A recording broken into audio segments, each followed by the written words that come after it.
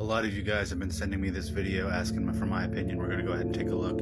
I don't know where it originally comes from. If you do, go ahead and tag. You can see here it is some kind of very frightening looking wolf-like creature. You know, something like a werewolf or what people today might call dogman. You can see here they slow it down, then they're going to zoom in here in a minute. Like I said, I'm not exactly sure where this is from, but it looks like some kind of werewolf creature. I believe it was a farmer. Something was attacking his livestock, his chickens.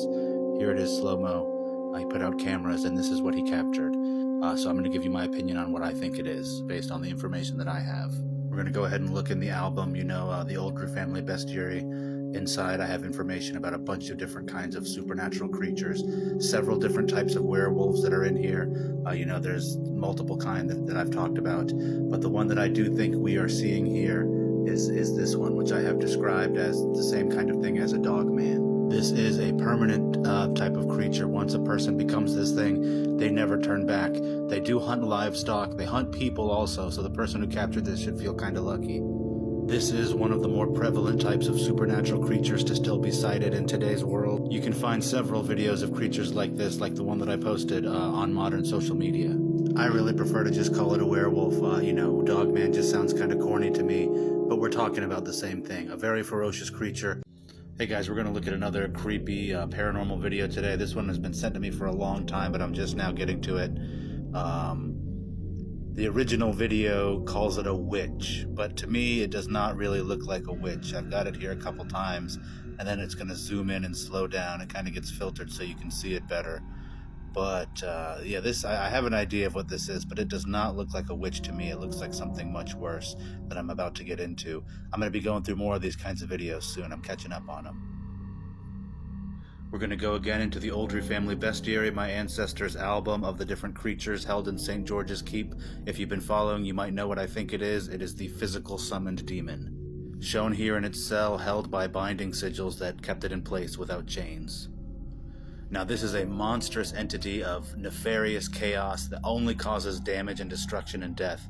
These are primarily spiritual entities, but they can be summoned to the physical realm.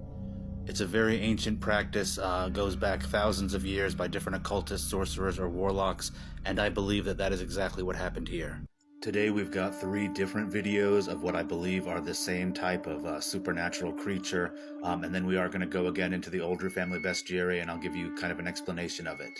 This first one is the clearest, but again I want to state I cannot vouch for the authenticity of these videos as I did not take them myself, but I do want to look at them and see if maybe what could they be based on the knowledge that I have inherited. Now this next one, a big part of why I believe this is what I believe it is, this video was taken in underground European catacombs. And this last one is probably the creepiest of them.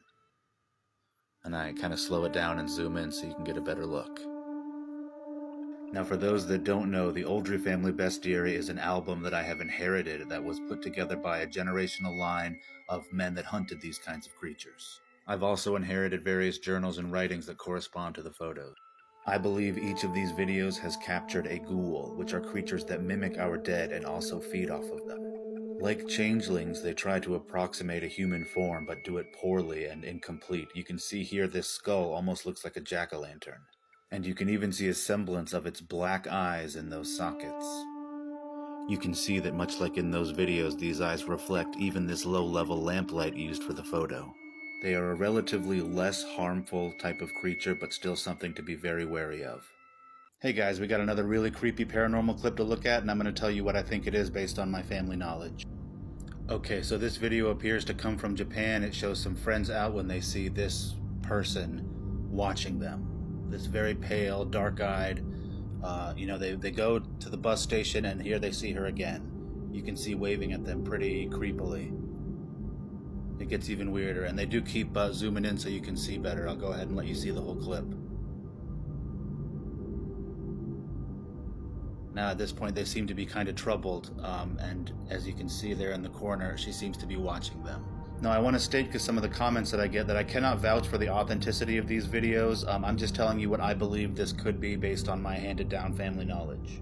And to do that, of course, we're going to go back into the Oldrey Family Bestiary. So let's go ahead and take a look inside.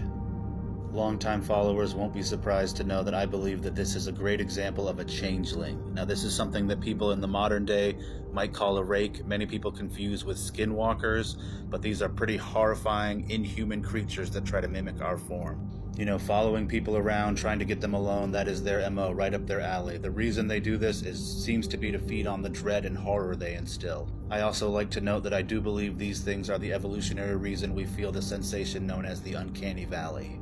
Now, I never talk about Bigfoot on my page. Followers can vouch for me. I have never brought anything up about Bigfoot, but this new video that's out, it's crazy, and it actually seems like it might be related to something that I have talked about, so let's go ahead and get into it. Not only is this thing huge and incredibly strange looking, but you're going to see here in a minute, it is just throwing around these massive trees like they are nothing.